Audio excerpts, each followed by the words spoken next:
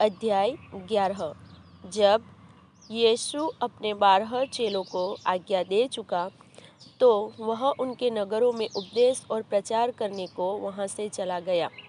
यूहन्ना ने बंदी गृहों में मसीह के कामों का समाचार सुना और अपने चेलों को उससे यह पूछने भेजा, क्या आने वाला तू ही है या हम किसी दूसरे की बाट जो है?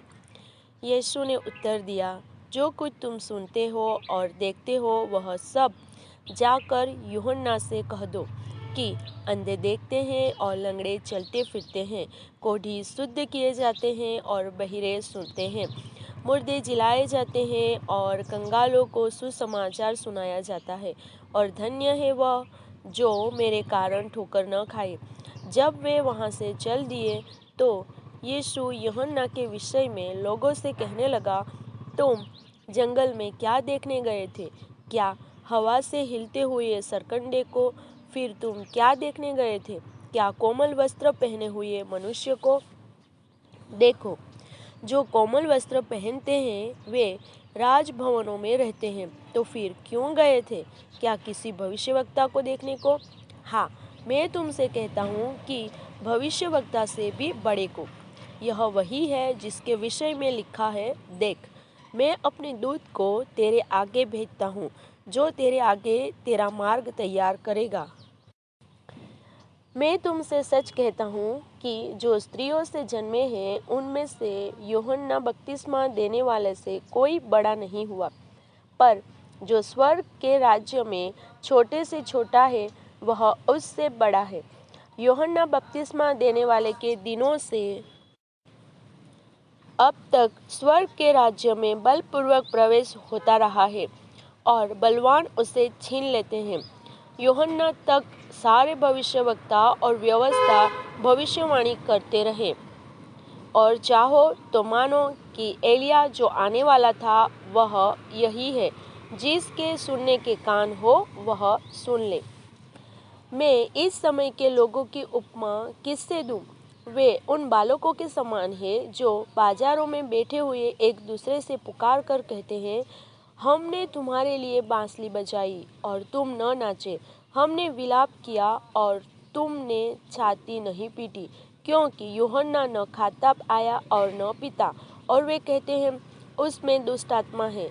मनुष्य का पुत्र खाता पीता आया और वे कहते हैं, देखो, पेटू और पियक्कड़ मनुष्य, महसूल लेने वालों और पापियों का मित्र। पर ज्ञान अपने कामों से सच्चा ठहराया गया है। तब वह उन नगरों को उल्हाना देने लगा जिनमें उसने बहुत से सामर्थ्य के काम किए थे, क्योंकि उन्होंने अपना मन नहीं फिराया था।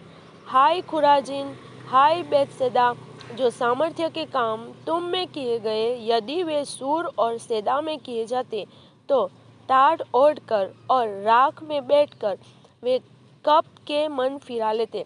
परंतु मैं तुमसे कहता हूँ कि न्याय के दिन तुम्हारी दशा से सूर और सैदा की दशा अधिक सहने योग्य होगी। हे कफरनहूम, क्या तू स्वर्ग तक ऊंचा किया जाएगा? तू तो अधोलोक तक नीचे जाएगा। जो सामर्थ्य के काम तुझ में किए गए हैं, यदि सदोम में किए जाते तो वह आज तक बना रहता। पर मैं तुमसे कहता हूँ कि न्याय के दिन तेरी दशा से सदोम की दशा अधिक सहने योग्य होगी। उसी समय यीशु ने कहा, हे पिता, स्वर्ग और पृथ्वी के प्रभु, मैं तेरा धन्यवाद करता हूँ कि तूने इन बातों को ज्ञानियों और समझदारों से छिपा रखा और बालकों पर प्रकट किया है। हाँ, हे पिता, क्योंकि तुझे यही अच्छा लगा। मेरे पिता ने मुझे सब कुछ सौंपा है, और कोई पुत्र को नहीं जानता केवल पिता, और कोई पिता को नहीं जानता केवल पुत्र, वह जिस पर पुत्र उसे प्रकट करना चाहे। हे सब परिश्रम करने वालों और बोझ से दबे हुए लोगों, मेरे पास आओ, मैं तुम्हें विश्राम दूंगा। मेरा जुआ अपने ऊपर उठा लो और मुझसे सीखो, क्योंकि मैं नम्र और मन में दीन हूँ, और तुम अपने मन में विश्राम पाओगे। क्योंकि मेरा जुआ सहज और मेरा बोझ हल्का है। अध्याय 12। उस समय यीशु सब्त के दिन खेतों में से होकर जा रहा था और उसके चेलों को भूख लगी तो वे बालें तोड़ तोड़ कर खाने लगे। फरीसियों ने यह देखकर उससे कहा, देख, तेरे चेले वह काम कर रहे हैं जो सब्त के दिन करना उचित नहीं। उसने उनसे कहा, क्या तुमने नहीं पढ़ा कि दाऊद ने जब वह और उसके साथी भूखे हुए तो क्या किया? वह कैसे परमेश्वर के घर में गया और भेंट की रोटियां खाई, जिन्हें खाना न तो उसे और न उसके साथियों को पर केवल याजकों को उचित था। या क्या तुमने व्यवस्था में नहीं पढ़ा कि याजक सब्त के दिन मंदिर में सब्त के दिन की विधि को तोड़ने पर भी निर्दोष ठहरते हैं? पर मैं तुमसे कहता हूँ कि यहाँ वह है जो मंदिर से भी बड़ा है। यदि तुम इसका अर्थ जानते, मैं दया से प्रसन्न होता हूँ, बलिदान से नहीं, तो तुम निर्दोष को दोषी न ठहराते। मनुष्य का पुत्र तो शब्द के दिन का भी प्रभु है। वहाँ से चलकर वह उनके आराधनालय में आया। वहाँ एक मनुष्य था जिसका हाथ सूखा हुआ था। उन्होंने यीशु पर दोष लगाने के लिए उससे पूछा, क्या सब्त के दिन चंगा करना उचित है? उसने उनसे कहा, तुम में ऐसा कौन है जिसकी एक ही भेड़ हो और वह सब्त के दिन गड्ढे में गिर जाए तो वह उसे पकड़कर न निकाले? भला मनुष्य का मूल्य भेड़ से कितना बढ़कर है। इसलिए सब्त के दिन भलाई करना उचित है। तब उसने उस मनुष्य से कहा, अपना हाथ बढ़ा।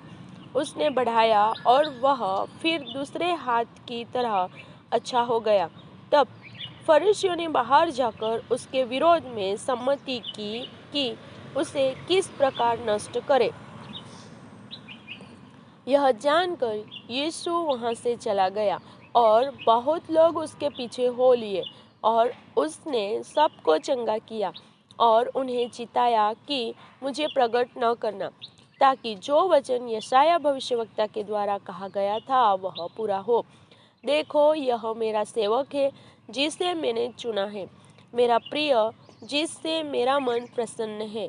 मैं अपना आत्मा उस पर डालूंगा और वह अन्य जातियों को न्याय का समाचार देगा। वह न झगड़ा करेगा और न धूम मचाएगा और न बाजारों में कोई उसका शब्द सुनेगा।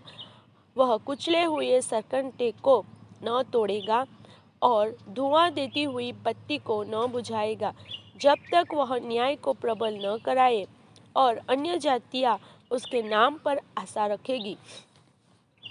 तब लोग एक अंधे गूंगे को जिसमें दुष्ट आत्मा थी उसके पास लाए और उसने उसे अच्छा किया और वह बोलने और देखने लगा। इस पर सब लोग चकित होकर कहने लगे, यह क्या दाऊद की संतान है? परंतु फरीसियों ने यह सुनकर कहा, यह तो दुष्ट आत्माओं के सरदार बालजबूल की सहायता के बिना दुष्ट आत्माओं को नहीं निकालता। उसने उनके मन की बात जानकर उनसे कहा, जिस किसी राज्य में फूट होती है वह उजड़ जाता है और कोई नगर या घराना जिसमें फूट होती है बना न रहेगा। और यदि शैतान ही शैतान को निकाले तो वह अपना ही विरोधी हो गया है, फिर उसका राज्य कैसे बना रहेगा? भला यदि मैं शैतान की सहायता से दुष्टात्माओं को निकालता हूँ तो तुम्हारे वंश किसकी सहायता से निकालते हैं? इसलिए वे ही तुम्हारा न्याय करेंगे। पर यदि मैं परमेश्वर की आत्मा की सहायता से दुष्टात्माओं को निकालता हूँ तो परमेश्वर का राज्य तुम्हारे पास आ पहुँचा है। या कैसे कोई मनुष्य किसी बलवंत के घर में घुसकर उसका माल लूट सकता है, जब तक कि पहले वह उस बलवंत को न बांध ले? तब वह उसका घर लूट लेगा। जो मेरे साथ नहीं वह मेरे विरोध में है और जो मेरे साथ नहीं बटोरता वह बिखेरता है।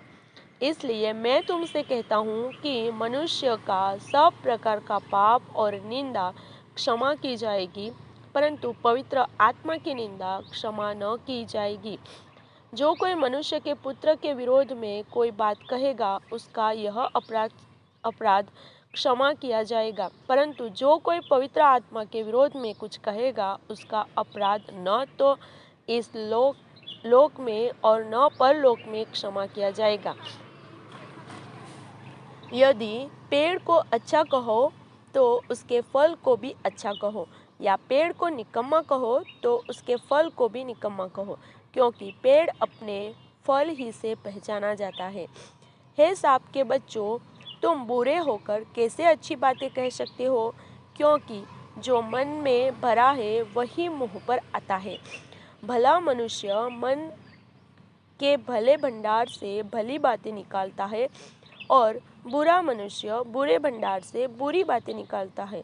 और मैं तुमसे कहता हूँ कि जो निकम्मी बातें मनुष्य कहेंगे, न्याय के दिन वे हर एक उस बात का लेखा देंगे, क्योंकि तू अपनी बातों के कारण निर्दोष और अपनी बातों ही के कारण दोषी ठहराया जाएगा। इस पर कुछ शास्त्रियों और फरीसियों ने उससे कहा, हे गुरु, हम तुझसे एक चिन्ह देखना चाहते हैं। उसने उन्हें उत्तर दिया, इस युग के बुरे और व्यभिचारी लोग चिन्ह ढूंढते हैं, परंतु योना भविष्यवक्ता के चिन्ह को छोड़ कोई और चिन्ह उनको न दिया जाएगा। योना 3 रात दिन जल जंतु के पेट में रहा, वैसे ही मनुष्य का पुत्र 3 रात दिन पृथ्वी के भीतर रहेगा। निनवे के लोग न्याय के दिन इस युग के लोगों के साथ उठकर उन्हें दोषी ठहराएंगे, क्योंकि उन्होंने योना का प्रचार सुनकर मन फिराया, और देखो, यहाँ वह है जो योना से भी बड़ा है। दक्षिण की रानी न्याय के दिन इस युग के लोगों के साथ उठकर उन्हें दोषी ठहराएगी, क्योंकि वह सुलेमान का ज्ञान सुनने के लिए पृथ्वी के छोर से आई, और देखो, यहाँ वह है जो सुलेमान से भी बड़ा है। जब अशुद्ध आत्मा मनुष्य में से निकल जाती है तो सूखी जगहों में विश्राम ढूंढती फिरती है और पाती नहीं। तब कहती है, मैं अपने उसी घर में जहाँ से निकली थी लौट जाऊंगी, और लौटकर उसे सूना, झाड़ा बुहारा और सजा सजाया पाती है। तब वह जाकर अपने से बुरी 7 आत्माओं को अपने साथ ले आती है, और वे उसमें पैठ कर वहाँ वास करती है, और उस मनुष्य की पिछली दशा पहले से भी बुरी हो जाती है। इस युग के बुरे लोगों की दशा भी ऐसी ही होगी। जब वह भीड़ से बातें कर ही रहा था, तब उसकी माता और भाई बाहर खड़े थे और उससे बातें करना चाहते थे। किसी ने उससे कहा, देख, तेरी माता और तेरे भाई बाहर खड़े हैं और तुझसे बातें करना चाहते हैं। यह सुनकर उसने कहने वाले को उत्तर दिया, कौन है मेरी माता और कौन है मेरे भाई? और अपने चेलों की ओर अपना हाथ बढ़ाकर कहा, देखो, मेरी माता और मेरे भाई ये हैं, क्योंकि जो कोई मेरे स्वर्गीय पिता की इच्छा पर चले, वही मेरा भाई और मेरी बहन और मेरी माता है। अध्याय 13। उसी दिन यीशु घर से निकलकर झील के किनारे जा बैठा, और उसके पास ऐसी बड़ी भीड़ इकट्ठी हुई कि वह नाव पर चढ़ गया और सारी भीड़ किनारे पर खड़ी रही, और उसने उनसे दृष्टांतों में बहुत सी बातें कही। एक बोने वाला बीज बोने निकला। बोते समय कुछ बीज मार्ग के किनारे गिरे और पक्षियों ने आकर उन्हें चुग लिया। कुछ बीज पथरीली भूमि पर गिरे, जहाँ उन्हें बहुत मिट्टी न मिली, और गहरी मिट्टी न मिलने के कारण वे जल्द उग आए, पर सूरज निकलने पर वे जल गए और जड़ न पकड़ने से सूख गए। कुछ बीज झाड़ियों में गिरे और झाड़ियों ने बढ़कर उन्हें दबा डाला, पर कुछ बीज अच्छी भूमि पर गिरे और फल लाए, कोई 100 गुना, कोई 60 गुना और कोई 30 गुना। जिसके कान हो वह सुन ले। चेलों ने पास आकर उससे कहा, तू लोगों से दृष्टांतों में क्यों बातें करता है? उसने उत्तर दिया, तुमको स्वर्ग के राज्य के भेदों की समझ दी गई है, पर उनको नहीं, क्योंकि जिसके पास है उसे दिया जाएगा और उसके पास बहुत हो जाएगा, पर जिसके पास कुछ नहीं है उससे जो कुछ उसके पास है वह भी ले लिया जाएगा। मैं उनसे दृष्टांतों में इसलिए बातें करता हूँ कि वे देखते हुए नहीं देखते और सुनते हुए नहीं सुनते और नहीं समझते। उनके विषय में यशाया की यह भविष्यवाणी पूरी होती है, तुम कानों से तो सुनोगे पर समझोगे नहीं, और आँखों से तो देखोगे पर तुम्हें न सूझेगा, क्योंकि इन लोगों का मन मोटा हो गया है और वे कानों से ऊंचा सुनते हैं और उन्होंने अपनी आँखें मूंद ली है। कहीं ऐसा न हो कि वे आँखों से देखें और कानों से सुने और मन से समझे और फिर जाए और मैं उन्हें चंगा करूं। पर धन्य है तुम्हारी आंखें कि वे देखती है और तुम्हारे कान कि वे सुनते हैं, क्योंकि मैं तुमसे सच कहता हूँ कि बहुत से भविष्यवक्ताओं ने और धर्मियों ने चाहा कि जो बातें तुम देखते हो देखे पर न देखी, और जो बातें तुम सुनते हो सुने पर न सुनी। अब तुम बोने वाले के दृष्टांत का अर्थ सुनो। जो कोई राज्य का वचन सुनकर नहीं समझता, उसके मन में जो कुछ बोया गया था उसे वह दुष्ट आकर छीन ले जाता है।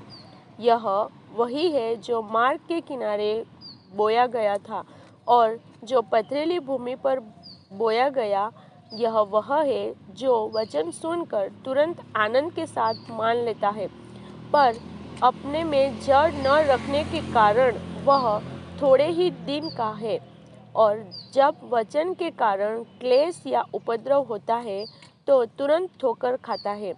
जो झाड़ियों में बोया गया, यह वह है जो वचन को सुनता है, पर इस संसार की चिंता और धन का धोखा वचन को दबाता है और वह फल नहीं लाता। जो अच्छी भूमि में बोया गया, यह वह है जो वचन को सुनकर समझता है और फल लाता है, कोई 100 गुना, कोई 60 गुना और कोई 30 गुना। यीशु ने उन्हें एक और दृष्टांत दिया।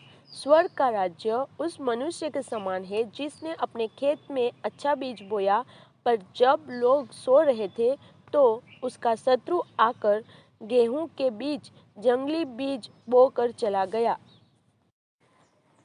जब अंकुर निकले और बालें लगी तो जंगली दाने के पौधे भी दिखाई दिए।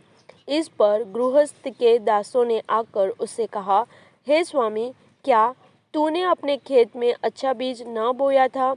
फिर जंगली दाने के पौधे उसमें कहाँ से आए? उसने उनसे कहा, यह किसी शत्रु का काम है। दासों ने उससे कहा, क्या तेरी इच्छा है कि हम जाकर उनको बटोर ले? उसने कहा, नहीं, ऐसा न हो कि जंगली दाने के पौधे बटोरते हुए तुम उनके साथ गेहूं भी उखाड़ लो।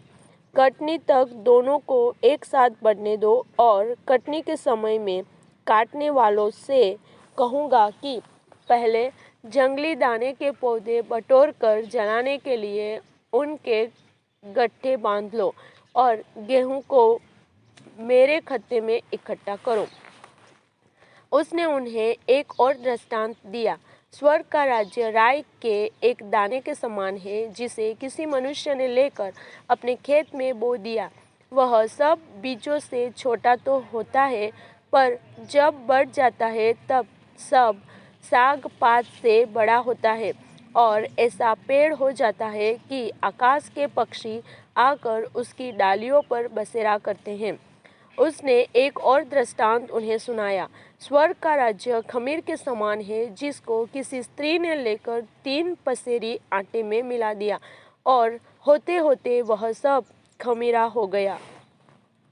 ये सब बातें यीशु ने दृष्टांतों में लोगों से कही और बिना दृष्टांत वह उनसे कुछ न कहता था कि जो वचन भविष्यवक्ता के द्वारा कहा गया था वह पूरा हो। मैं दृष्टांत कहने को अपना मुंह खोलूंगा, मैं उन बातों को जो जगत की उत्पत्ति से गुप्त रही है प्रकट करूंगा। तब वह भीड़ को छोड़कर घर में आया और उसके चेलों ने उसके पास आकर कहा, खेत के जंगली दाने का दृष्टांत हमें समझा दे। उसने उनको उत्तर दिया, अच्छे बीज का बोने वाला मनुष्य का पुत्र है। खेत संसार है, अच्छा बीज राज्य की संतान और जंगली बीज दुष्ट की संतान है। जिस शत्रु ने उनको बोया वह शैतान है। कटनी जगत का अंत है और काटने वाले स्वर्गदूत है। अतः जैसे जंगली दाने बटोरे जाते और जलाए जाते हैं, वैसा ही जगत के अंत में होगा। मनुष्य का पुत्र अपने स्वर्गदूतों को भेजेगा और वे उसके राज्य में से सब ठोकर के कारणों को और कुकर्म करने वालों को इकट्ठा करेंगे और उन्हें आग के कुंड में डालेंगे, वहाँ जहाँ रोना और दांत पीसना होगा। उस समय धर्मी अपने पिता के राज्य में सूर्य के समान चमकेंगे। जिसके कान हो वह सुन ले। स्वर्ग का राज्य खेत में छिपे हुए धन के समान है, जिसे किसी मनुष्य ने पाया और छिपा दिया और मारे आनंद के जाकर अपना सब कुछ बेच दिया और उस खेत को मोल ले लिया। फिर स्वर्ग का राज्य एक व्यापारी के समान है जो अच्छे मोतियों की खोज में था। जब उसे एक बहुमूल्य मोती मिला तो उसने जाकर अपना सब कुछ बेच डाला और उसे मोल ले लिया। फिर स्वर्ग का राज्य उस बड़े जाल के समान है जो समुद्र में डाला गया और हर प्रकार की मछलियों को समेट लाया। और जब जाल भर गया तो मछुए उसको किनारे पर खींच लाए और बैठकर अच्छी तो बर्तनों में इकट्ठा की और निकम्मी निकम्मी फेंक दी। जगत के अंत में ऐसा ही होगा। स्वर्गदूत आकर दुष्टों को धर्मियों से अलग करेंगे और उन्हें आग के कुंड में डालेंगे, जहाँ रोना और दांत पीसना होगा। क्या तुमने ये सब बातें समझी? उन्होंने उससे कहा, हाँ। उसने उनसे कहा, इसलिए हर एक शास्त्री जो स्वर्ग के राज्य का चेला बना है उस गृहस्थ के समान है जो अपने भंडार से नई और पुरानी वस्तुएं निकालता है। जब यीशु ये सब दृष्टांत कह चुका तो वहाँ से चला गया और अपने नगर में आकर उनके आराधनालय में उन्हें ऐसा उपदेश देने लगा कि वे चकित होकर कहने लगे, इसको यह ज्ञान और सामर्थ्य के काम कहाँ से मिले? क्या यह बढ़ई का बेटा नहीं? और क्या इसकी माता का नाम मरियम और इसके भाइयों के नाम याकूब, यूसुफ, समौन और यहूदा नहीं? और क्या इसकी सब बहनें हमारे बीच में नहीं रहती? फिर इसको यह सब कहाँ से मिला? इस प्रकार उन्होंने उसके कारण ठोकर खाई। पर यीशु ने उनसे कहा, भविष्यवक्ता का अपने देश और अपने घर को छोड़ और कहीं निरादर नहीं होता। और उसने वहाँ उनके अविश्वास के कारण बहुत से सामर्थ्य के काम नहीं किए। अध्याय 14। उस समय चौथाई देश के राजा हेरोदेस ने यीशु की चर्चा सुनी और अपने सेवकों से कहा, यह यूहन्ना बपतिस्मा देने वाला है, वह मरे हुओं में से जी उठा है, इसीलिए उससे सामर्थ्य के काम प्रकट होते हैं। क्योंकि हेरोदेस ने अपने भाई फिलिप्पुस की पत्नी हेरोदियास के कारण यूहन्ना को पकड़कर बांधा और जेल खाने में डाल दिया था, क्योंकि यूहन्ना ने उससे कहा था कि इसको रखना तेरे लिए उचित नहीं है। इसलिए वह उसे मार डालना चाहता था, पर लोगों से डरता था क्योंकि वे उसे भविष्यवक्ता मानते थे। पर जब हेरोदेस का जन्मदिन आया तो हेरोदियास की बेटी ने उत्सव में नाच दिखाकर हेरोदेस को खुश किया। इस पर उसने शपथ खाकर वचन दिया, जो कुछ तू मांगेगी मैं तुझे दूंगा। वह अपनी माता के उस्काने से बोली, यूहन्ना बपतिस्मा देने वाले का सिर थाल में यहीं मुझे मंगवा दे। राजा दुखी हुआ, पर अपनी शपथ के और साथ बैठने वाले के कारण आज्ञा दी कि दे दिया जाए। और उसने जेल खाने में लोगों को भेजकर यूहन्ना का सिर कटवा दिया और उसका सिर थाल में लाया गया और लड़की को दिया गया, जिसे वह अपनी माँ के पास ले गई। तब यूहन्ना के चेले आए और उसके शव को ले जाकर गाड़ दिया और जाकर यीशु को समाचार दिया।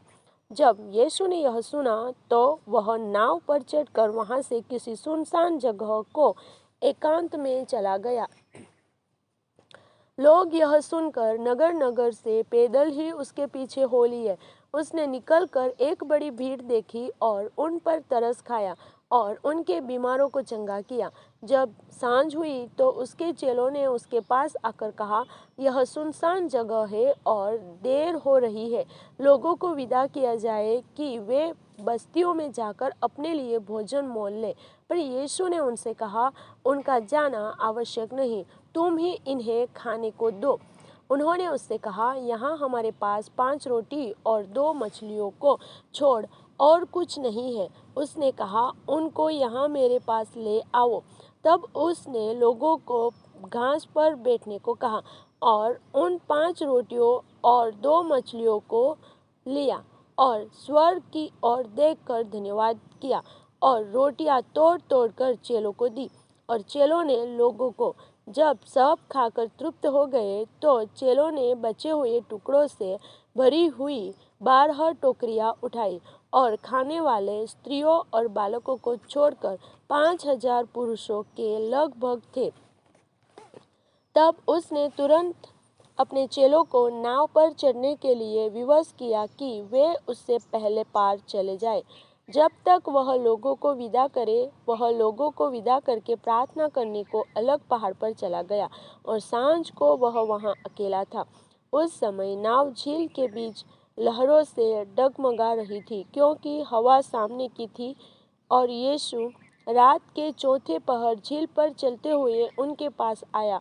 चेले उसको झील पर चलते हुए देखकर घबरा गए और कहने लगे, यह भूत है, और डर के मारे चिल्लाने लगे। तब यीशु ने तुरंत उनसे बातें की और कहा, ढाढ़स बांधो, मैं हूँ, डरो मत। पतरस ने उसको उत्तर दिया, हे प्रभु, यदि तू ही है तो मुझे अपने पास पानी पर चलकर आने की आज्ञा दे। उसने कहा, आ।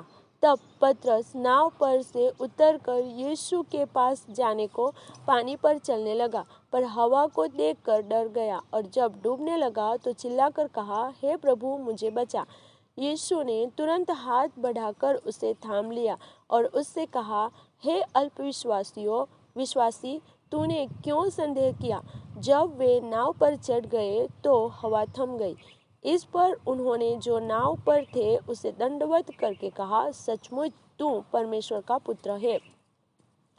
वे पार उतरकर गन्नेसरत में पहुंचे। वहां के लोगों ने उससे पहचान लिया और आसपास के सारे देश में समाचार भेजा और सब बीमारों को उसके पास लाए और उससे विनती करने लगे कि वह उन्हें अपने वस्त्र के आंचल ही को छूने दे। और जितनों ने उसे छुआ वे चंगे हो गए। अध्याय 15। तब यरूशलेम से कुछ फरीसी और शास्त्री यीशु के पास आकर कहने लगे, तेरे चेले पूर्वजों की परंपराओं को क्यों टालते हैं कि बिना हाथ धोए रोटी खाते हैं? उसने उनको उत्तर दिया, तुम भी अपनी परंपराओं के कारण क्यों परमेश्वर की आज्ञा टालते हो? क्योंकि परमेश्वर ने कहा है, अपने पिता और अपनी माता का आदर करना, और जो कोई पिता या माता को बुरा कहे वह मार डाला जाए। पर तुम कहते हो कि यदि कोई अपने पिता या माता से कहे, जो कुछ तुझे मुझसे लाभ पहुंच सकता था वह परमेश्वर को भेंट चढ़ाया जा चुका, तो वह अपने पिता का आदर न करे। इस प्रकार तुमने अपनी परंपरा के कारण परमेश्वर का वचन टाल दिया। हे कपटियों, यशायाह ने तुम्हारे विषय में यह भविष्यवाणी ठीक ही की है। ये लोग होठों से तो मेरा आदर करते हैं, पर उनका मन मुझसे दूर रहता है, और ये व्यर्थ मेरी उपासना करते हैं, क्योंकि मनुष्य की विधियों को धर्मोपदेश करके सिखाते हैं। तब उसने लोगों को अपने पास बुलाकर उनसे कहा, सुनो और समझो। जो मुंह से जाता है वह मनुष्य को अशुद्ध नहीं करता, पर जो मुंह से निकलता है वही मनुष्य को अशुद्ध करता है। तब चेलों ने आकर उससे कहा, क्या तू जानता है कि फरीसियों ने यह वचन सुनकर ठोकर खाई? उसने उत्तर दिया, हर पौधा जो मेरे स्वर्गीय पिता ने नहीं लगाया उखाड़ा जाएगा। उनको जाने दो, वे अंधे मार्गदर्शक है, और अंधा यदि अंधे को मार्ग दिखाए तो दोनों ही गड्ढे में गिर पड़ेंगे। यह सुनकर पतरस ने उससे कहा, यह दृष्टांत हमें समझा दे। उसने कहा, क्या तुम भी अब तक ना समझ हो? क्या तुम नहीं जानते कि जो कुछ मुंह में जाता वह पेट में पड़ता है और संडास से निकल जाता है? पर जो कुछ मुंह से निकलता है वह मन से निकलता है, और वही मनुष्य को अशुद्ध करता है। क्योंकि बुरे विचार, हत्या, परस्त्री गमन, व्यभिचार, चोरी, झूठी गवाही और निंदा मन ही से निकलती है। यही है जो मनुष्य को अशुद्ध करती है। परंतु हाथ बिना धोए भोजन करना मनुष्य को अशुद्ध नहीं करता। यीशु वहां से निकलकर सूर और सैदा के प्रदेश की ओर चला गया। उस प्रदेश से एक कनानी स्त्री निकली और चिल्लाकर कहने लगी, हे प्रभु, दाऊद की संतान, मुझ पर दया कर, मेरी बेटी को दुष्ट आत्मा बहुत सता रहा है। पर उसने उससे कुछ उत्तर न दिया। तब उसके चेलों ने आकर उससे विनती की, इसे विदा कर, क्योंकि वह हमारे पीछे चिल्लाती हुई आ रही है। उसने उत्तर दिया, इस्राएल के घराने की खोई हुई भेड़ों को छोड़ मैं किसी के पास नहीं भेजा गया। पर वह आई और यीशु को प्रणाम करके कहने लगी, हे प्रभु, मेरी सहायता कर। उसने उत्तर दिया, लड़कों की रोटी लेकर कुत्तों के आगे डालना अच्छा नहीं।